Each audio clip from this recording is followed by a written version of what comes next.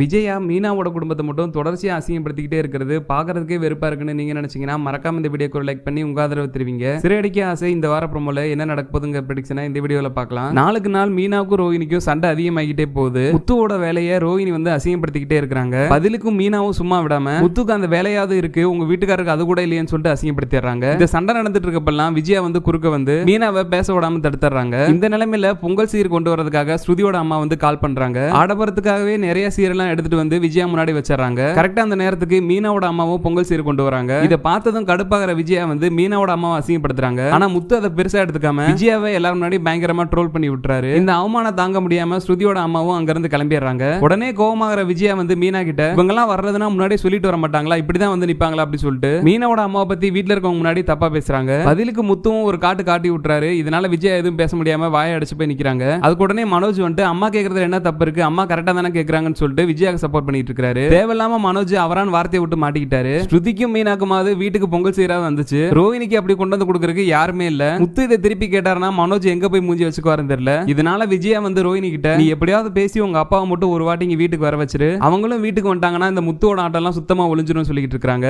அப்படி ஒருத்தர் இருந்தா தானே கூப்பிட்டு வர முடியும்னு சொல்லிட்டு ரோஹினி மனசுக்குள்ளே நினைச்சு அழுதுகிட்டு இருக்காங்க. ரோஹினி பத்தின உண்மையெல்லாம் என்னைக்கு வீட்டுல இருக்கவங்க தெரிய வருதோ அன்னைக்கு தான் இந்த விஜயோட ஆட்டம் எல்லாம் முடிவுக்கு வரும்னு நீங்க நினைச்சீங்கன்னா மறக்காம இந்த வீடியோக்கு ஒரு லைக் பண்ணி உங்க ஆதரவை தெரிவிங்க.